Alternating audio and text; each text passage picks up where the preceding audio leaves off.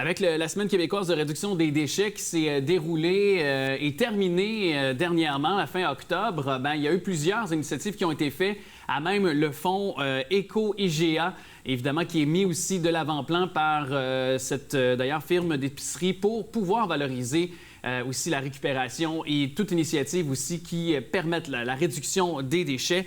Et puis, il est avec nous, lui-même propriétaire de plusieurs commerces IGA sur le territoire lavallois. Monsieur Hector Gonery, merci d'être là. Merci, bonjour. Quelles ont été les initiatives qui ont été faites, même vos magasins là, sur le territoire lavallois, là, pour permettre justement la réduction de déchets durant cette semaine qui s'est terminée le 31 octobre dernier? En fait, il y a plusieurs initiatives qui sont faites, puis travailler avec les fonds, puis parrainer avec les Jours de la Terre aussi, qui nous aident là-dedans. Sur le territoire lavallois, on est une dizaine de marchands IGA qu'on travaille à tous les jours pour améliorer la situation aussi. Je pense qu'à ces jours, à l'ensemble des marchands, là, on a tous, ou à peu près tout le monde à Laval, on a réussi à avoir une accréditation. Donc, en moyenne, là, ça se permet, on a économisé à peu près 450 tonnes là, qui ont été recyclées et retravaillées pour avoir moins d'impact au niveau de l'environnement. Là.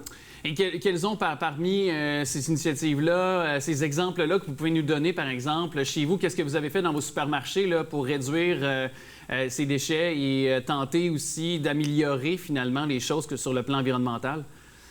Bien, c'est sûr qu'en tant que bannière, là, on a vu dernièrement là, qu'on était dans les premiers à arrêter l'utilisation des sacs en plastique. Donc, ça, c'est on était avant-gardiste en tant que bannière. Là, puis ça, c'est à l'échelle québécoise. Là. Avant que le gouvernement ou les différentes villes interdisent, IGA est allé un pas de l'avant, puis on a dit on va y aller avec les sacs en papier, même s'il y avait des enjeux au niveau de l'approvisionnement. Ça, c'est dans l'ensemble des IGA. Plus ponctuel dans nos magasins à Laval, là, ça peut commencer par des petits sacs, que ce soit le recyclage, compostage. Ça, c'est des actes, c'est des petits pas. Mais on a aussi tous, on investit généralement dans nos magasins. Donc, ça peut être les changements des lumières d'ailes, par exemple. Donc, ça a un gros impact au niveau de l'économie d'énergie.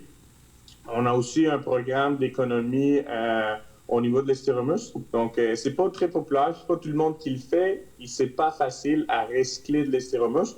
On a une compagnie, on a une association à qui on fait affaire dans plusieurs magasins. On réussit à réutiliser puis recycler l'Estéromus aussi. Donc, ça, c'est des choses ponctuelles. Aussi, on a le traitement des matières grasses. Donc, on recycle ça pour le réutiliser. On l'achemine à différentes entreprises. Est-ce que le suremballage également est quelque chose, parce qu'on parle beaucoup de suremballage dans les épiceries, on s'en rend compte, ce qu'on achète, c'est 3 fois, 4 fois parfois emballé. Est-ce que ça aussi, c'est quelque chose auprès de vos fournisseurs que vous pourriez mentionner, du moins continuer de valoriser, de leur dire, regardez, on accorde une attention particulière à ça? Mais justement, au cours des dernières années, là, puis vous l'avez vu au niveau des magasins puis nouveaux concepts, on a introduit des concepts en vrac, que ce soit pour l'épicerie, donc on parle souvent des peanuts, des amandes, des choses comme ça. Donc, on va trouver de plus en plus des sons de vrac.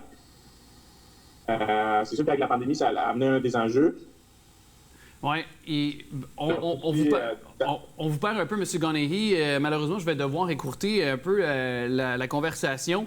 Mais somme toute, bravo pour les efforts qui ont été faits.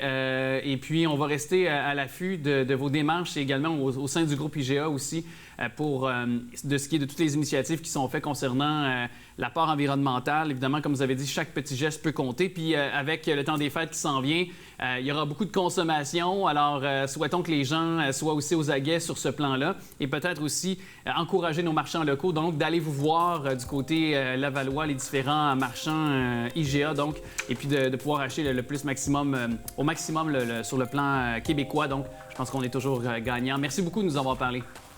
Merci à vous de l'invitation. Bonne journée.